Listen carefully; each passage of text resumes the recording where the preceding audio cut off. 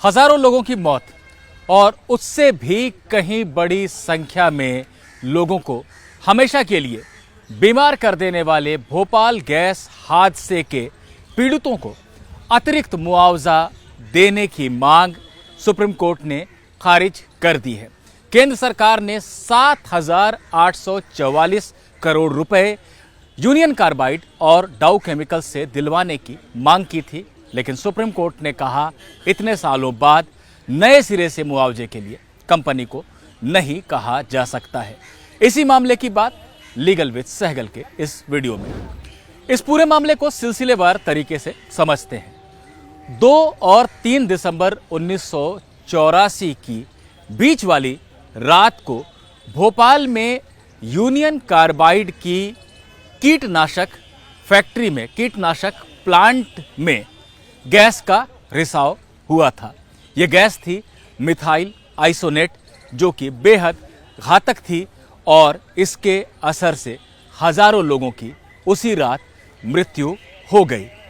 बाद में बीमार होकर भी लंबे अरसे तक लोग मरते रहे इस गैस के असर से। आधिकारिक आंकड़ा मौत का 3,500 से ज्यादा का है, लेकिन तमाम रिपोर्ट्स में यह दावा किया जाता है कि 15 से 20,000 लोगों की मौत इस दुर्घटना में हुई थी।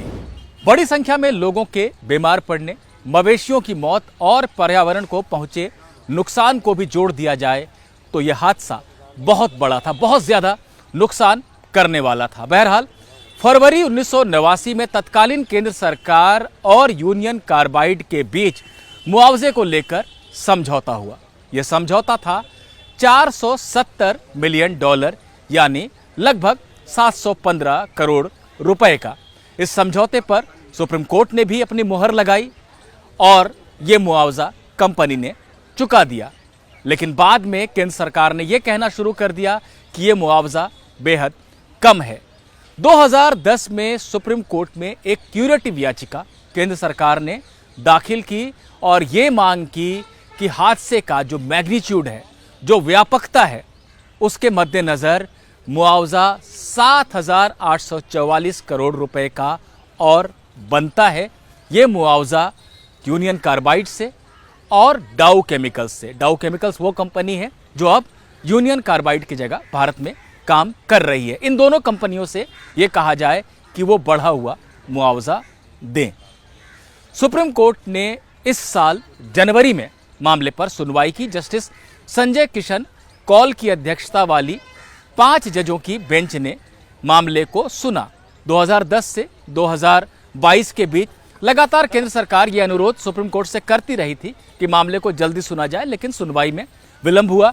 आखिरकार जब सुनवाई हुई तो जजों ने सबसे पहला सवाल इस बात पर उठाया कि समझौता 1989 में हुआ था और याचिका दाखिल हुई 2010 में, यानी 21 साल के बाद। 21 साल के बाद केंद्र सरकार का यह कहना कि मुआवजा नाकाफी है और इसे बढ़ाना चाहिए, ये गलत है।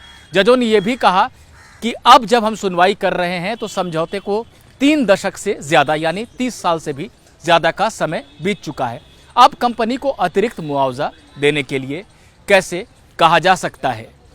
सुप्रीम कोर्ट ने आखिरकार लगभग 2 महीने के बाद फैसला दिया है मामले पर और ये कहा है कि केंद्र सरकार की याचिका को हम खारिज कर रहे हैं। जजों ने कहा है कि जो मुआवजा राशि दी गई थी, जो तय हुई थी 1989 के समझौते में, वो पर्याप्त थी, वो नाकाफी नहीं थी। उस पर सुप्रीम कोर्ट ने भी मुहर लगाई थी।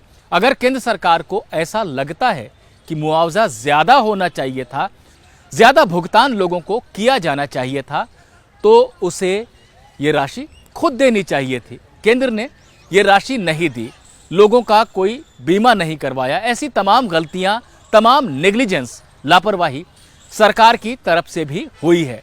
अब इतने सालों के बाद डाउ केमिकल्स और यूनियन कार्बाइड से ये नहीं कहा जा सकता है कि वो अतिरिक्त मुआवजा चुकाएं।